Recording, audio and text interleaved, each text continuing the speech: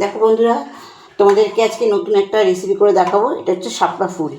শাপলা ফুল অনেকে ফেলে দেয়, কিন্তু বড়া করে খেলে ভীষণ ভালো লাগে। বড়া করে একবার খাবে, দেখবে ভীষণ ভালো লাগে। কী কী লাগে আমি দেখাচ্ছি। এই কাঁচা লঙ্কা কুচিয়েছি, আর আমি বেসন নিয়ে নিচ্ছি,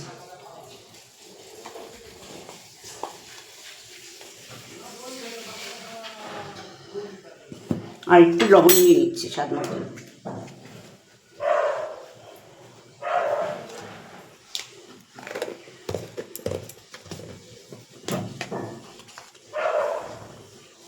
আর হলুদ নিয়ে নিলাম।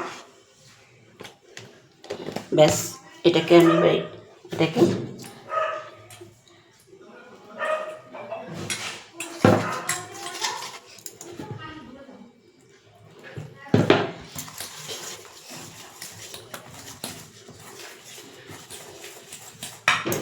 লঙ্কাটা দিয়ে দিলাম।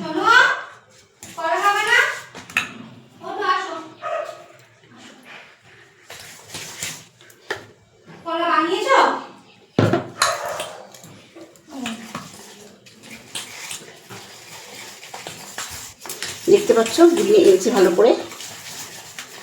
ব্যাস, শুকনো বন্ধুরা একদম ফুলে আছে।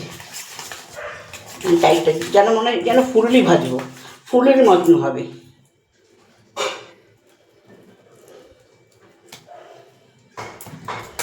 চলো এবার আমি ভাজতে নিয়ে ওটাকে আমি পুরো মেখে নিয়েছি। তার মধ্যে একটুখানি মিষ্টি দেখানো হয়নি, আমি মিষ্টি একটু দিয়ে দিয়েছি। এবার এটাকে আমি তেলের মধ্যে ভাজবো বড়াটাকে। একটু মিষ্টি দেবে, মিষ্টি না দিলে ভালো লাগে না। বেশি দেখেছো কীরকম হয়ে গেছে। এবার আমি ভেজে দেখাচ্ছি। মিষ্টিটা বসে দিলাম, গ্যাসটা জ্বালিয়ে দিলাম, মিষ্টিটা বসালাম। একটু সাদা তেল দিয়ে করছি আমি।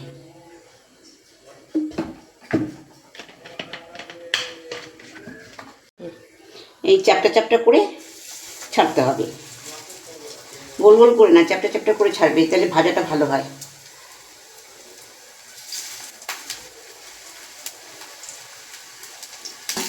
অ্যাকচুয়ালি চালের গুঁড়ো দেওয়া হয়নি, তার মধ্যে আমি কিছু দিতে পারিনি, শুধু বেসন দিয়ে করেছি। সুজি দিলেও হয়, কিন্তু সুজিও ছিল না, শুধু বেসন দিয়েই করছি। তোমরা, আমার ছিল না, দেওয়া হয়নি। দেখো বন্ধুরা, এটা আমার ভাজা হয়ে গেছে। শাপলা ফুলের বড়া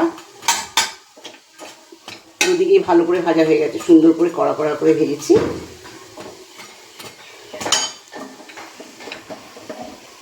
দেখো বন্ধুরা, এই যে শাপলা ফুলের বড়াটা আমার হয়ে গেছে ভাজা, একদম মুড়মুড়ে হয়েছে। আরও চালের গুঁড়ো দিলে পরে, সুজি দিলে পরে আরও মুড়মুড়ে হয়।